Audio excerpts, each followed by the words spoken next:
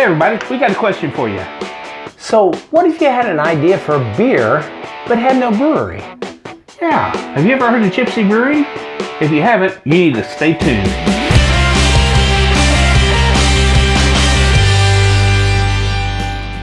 Hey everybody, thanks for joining us here at the studio, the world famous Mermaid Lounge, for another episode of Free Beer with Charlie. And this is Charlie. And this is Big Al. Hey! We're glad you joined us. Yes. So, we posed a question earlier. Yeah. So, you think about Big Al and I come up with an idea for a beer. Oh, every day. And so we go to a brewery and say, hey, let's do this, and call it a beer. And they say, that's awesome! Or they do say, it. Don't let the door hit you, or the good Lord split you. So that's what's exciting about the beer we're looking at, because they've taken this concept of gypsy brewing and taken it to a new level. Yeah. And this all stems back from a DJ? A DJ. Yeah, an international DJ. Actually, he's well known. His name's Brian. He's from Baltimore. And he now owns a brewing company and doesn't have a brewery. How do you own a brewing company and not have a brewery? So it's kind of like... He comes up with ideas for beers. Yeah. And he takes them to breweries across the world and talks them into making this beer. But he's been in, 12 different countries? Yeah. Making like 50 different beers? You know, with us having a background in music plus loving beer, you know, there's that creation. There's something about taking elements, putting them together and coming up with something. I think that's a huge factor. And there's some of us that can't function without making, building, creative outlet. You gotta have a creative outlet. So once again, that stems back to our home brewers, which this now is not a home brewer or any brewer, but he's the idea guy. Yes, he's a conceptual thinker. There you go. Very good. You came up with that by yourself. Yeah, I did. Neat. Wow. I smell rubber burning. You smell that? It's overworking. Meltdown.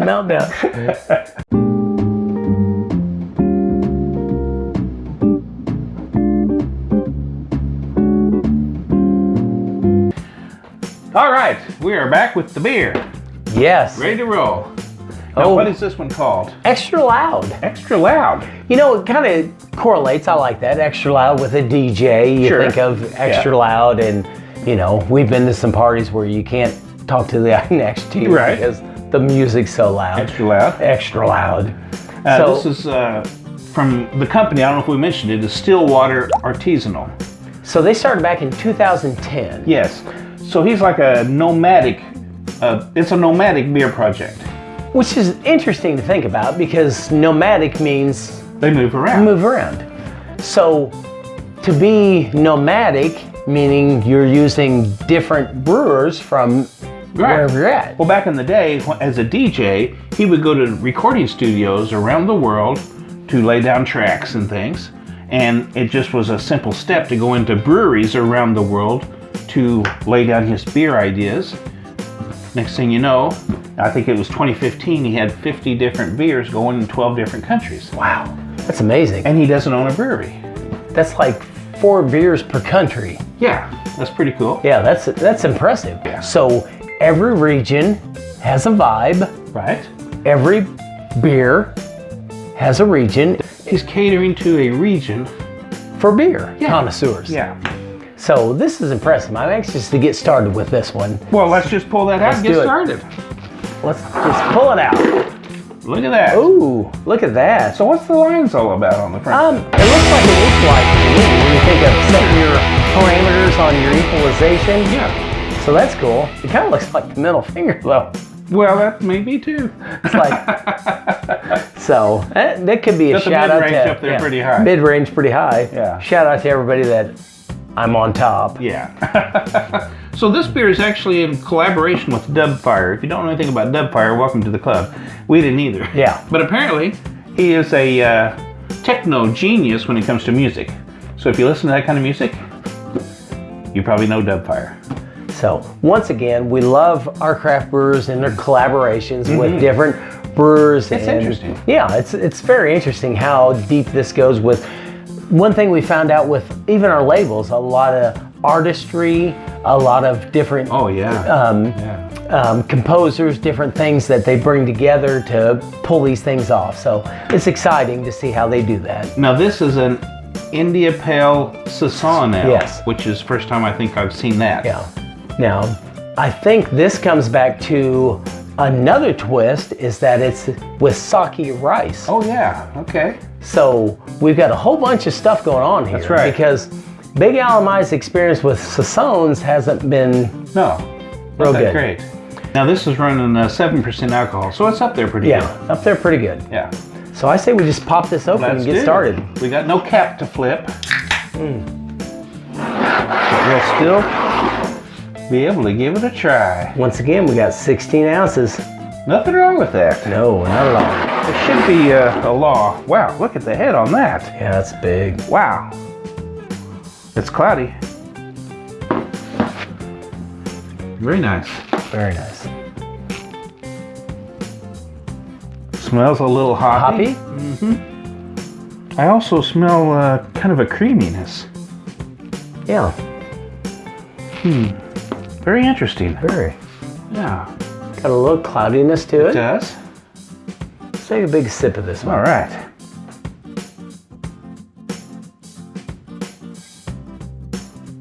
Nice. Very nice. Yeah, that's it's mild.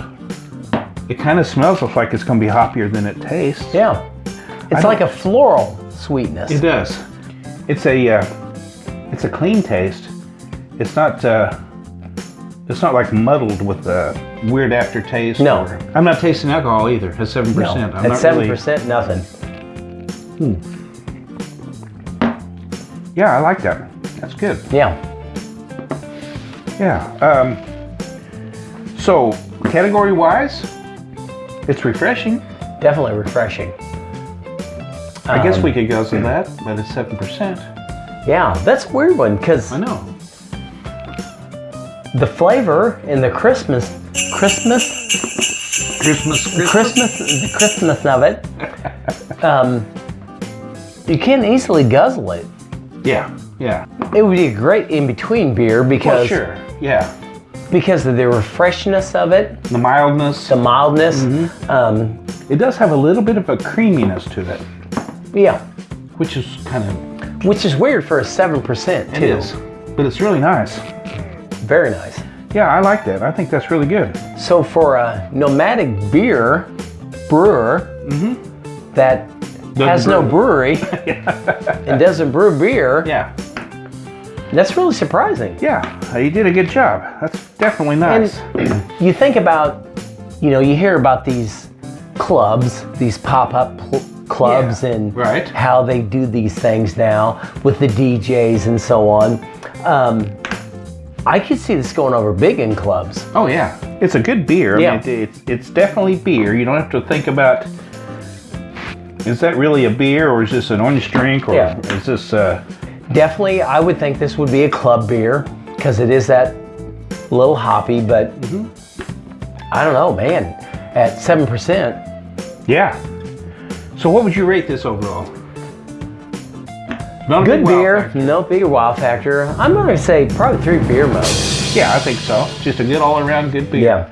I think most people could drink this and really enjoy it. Yeah, I think in a crowd of people, summertime, DJ blaring the music, yeah, we could chug these Yeah. and have a good time. You know what? Sitting in a canoe or an inner tube, Ooh, floating down the creek, creek, or a creek.